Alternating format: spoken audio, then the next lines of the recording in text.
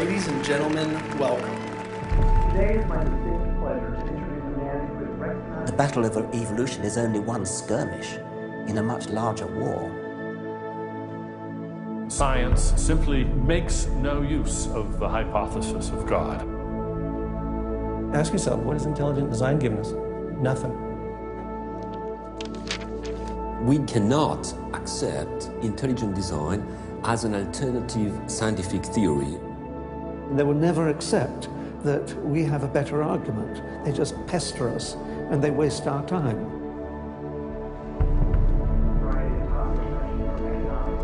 Civil rights, to how to ruin your life in 10 easy steps. Today, Ben is speaking on the topic that has become increasingly important to him over recent years. While Ben has always been an ardent supporter of science, lately he has noticed an alarming trend in the scientific establishment that could have dire consequences for every American. Without further ado, please join me in giving a warm welcome for Mr. Ben Stein. Thank you. Thank you very much. Thank you very, very much. Thank you. Thank you very much, everybody. Thank you very much, gangsters. Thank you very, very much. Freedom is the essence of America. We're talking about freedom of speech, freedom of assembly, freedom from fear, freedom of religion. Martin Luther King said, America is essentially a dream, and he said it is a dream of freedom and equality, and freedom is the way to equality. And America simply would not be America without freedom. In every turning point in our history, the decision has always been about freedom. Freedom is what makes this country great. Freedom has allowed us to create, to explore, to overcome every challenge we have faced as a nation. But imagine if these freedoms were taken away. Where would we be? What would we lose? Well, unfortunately, I no longer need to imagine. It's happening.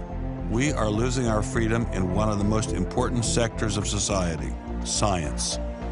I have always assumed that scientists were free to ask any question, to pursue any line of inquiry without fear of reprisal. But recently, I've been alarmed to discover that this is not the case. It all began when I met evolutionary biologist Richard Sternberg in Washington, D.C. His life was nearly ruined when he strayed from the party line while serving as editor of a scientific journal affiliated with the prestigious Smithsonian Museum of Natural History. Your office was over there? That's correct. This here is the West Wing. Directly ahead of us is the West Wing of the Natural History Museum. So now you're not there anymore because you're a bad boy. No, I'm not. No, I was exiled. You're a bad boy. You questioned the powers that be. What was Dr. Sternberg's crime? He dared to publish an article by Dr. Stephen Meyer, one of the leading lights of the intelligent design movement. The paper ignited a firestorm of controversy merely because it suggested intelligent design might be able to explain how life began. As a result, Dr. Sternberg lost his office, his political and religious beliefs were investigated, and he was pressured to resign. The questioning of Darwinism was a bridge too far for many. The mentioning of intelligent design that occurs at the end of the paper was over the top. And I think the intelligent design proponents have raised a number of very important questions. And you wanted to get those questions brought up and discussed. Placed on the table. Placed on the table. People were so upset about it. They were so upset that you could see they had a physical emotional reaction. Wow. They were saying that Stephen C. Meyer is a well-known Christian, that Stephen C. Meyer is an intelligent design proponent, that Stephen C. Meyer is a Republican. It was all couched in terms of religion, politics, and sociology. The way the chair of the department put it is that I was viewed as an intellectual terrorist. Terrorist? Because of giving the topic of intelligent design some modicum of credibility. What happened to Dr. Sternberg was terrible, but surely it was just an isolated case. I was still pretty skeptical, so naturally I checked in with the head of the Skeptics Society, Michael Shermer. So I can't prove there is no God, or Yahweh in your case, any more than I can prove there is no Isis, Zeus, Apollo, Brahma, Ganesha, Mithras, Allah, or for that matter, the flying spaghetti monster. And think about just one thing. Why would the aliens look like this? Well, these are bipedal. Who drew that?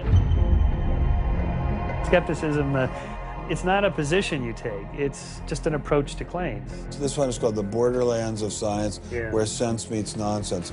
Is intelligent design nonsense? Well, it's unproven. So in that sense, it's nonsense. So I would put it in the sort of shaded areas between good, solid science and total nonsense. You know, it's sort of 3/4 of the way toward the nonsense side.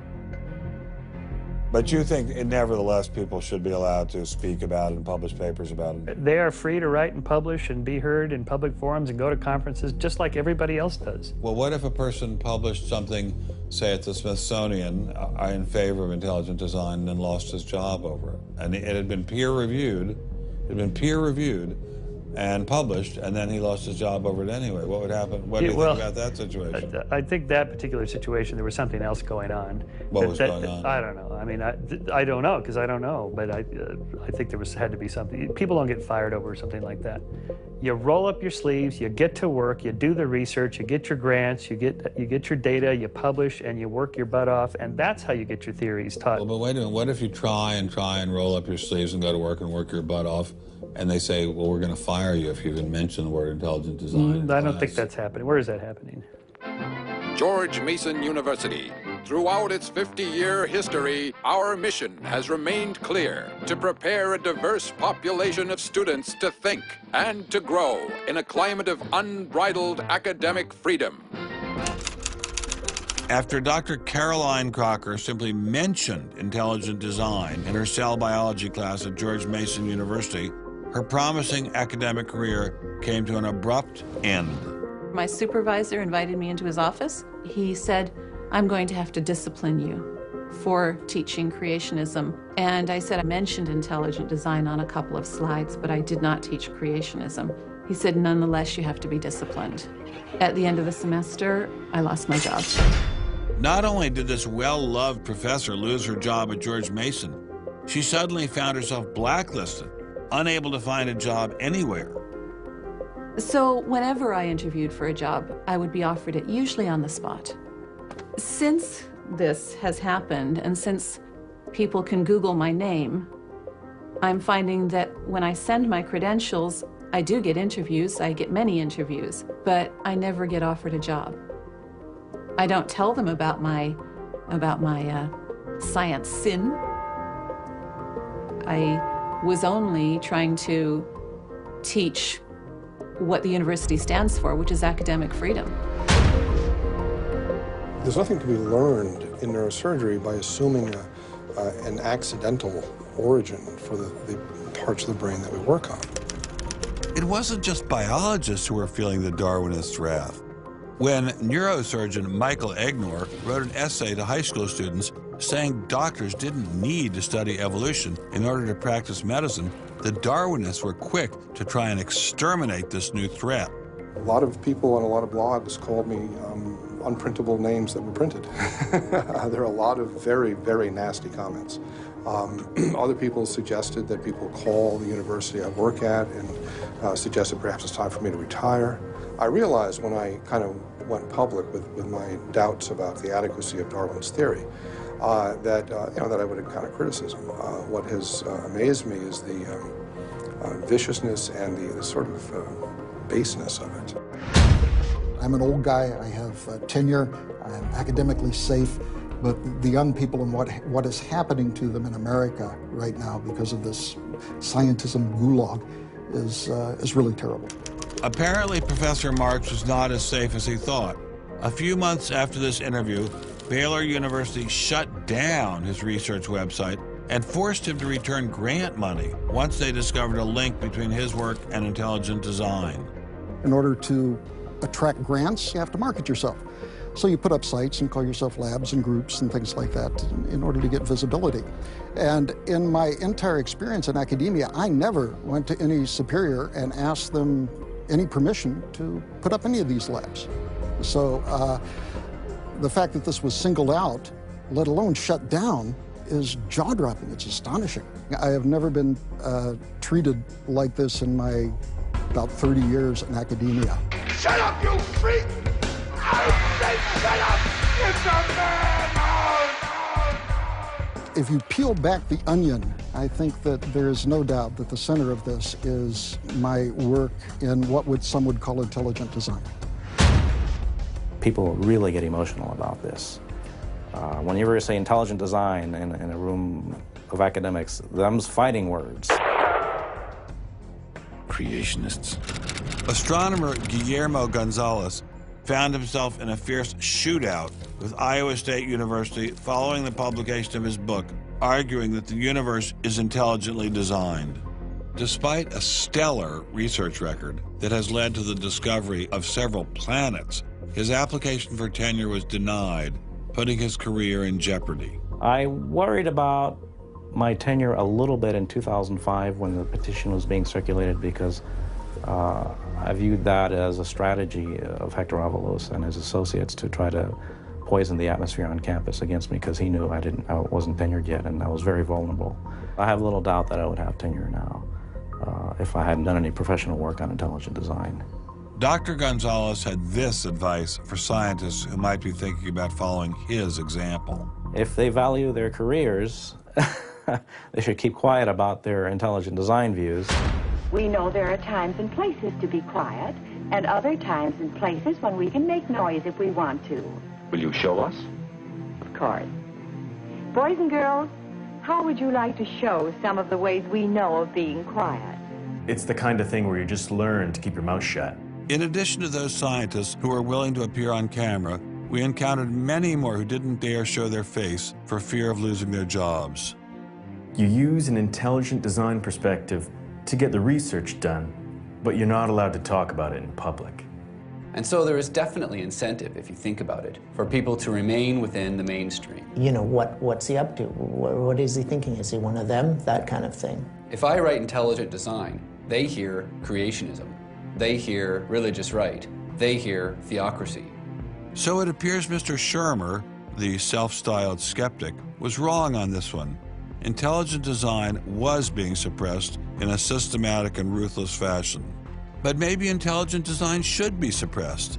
I didn't like what was happening to these scientists, but on the other hand, we don't want our kids being taught that the Earth is flat or that the Holocaust never happened. It was time to ask the scientific establishment what was so bad about intelligent design. Intelligent design people are not genuine scientists. Intelligent design is a racket. It's just propaganda. The only intelligent thing about it is to have got people to call it that. It's really very stupid as well. Everybody knows science education in America is appalling.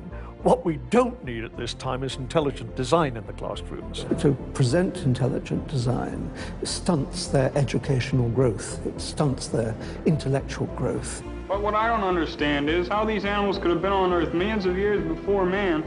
And the Bible says the whole Earth was created in only 6 days.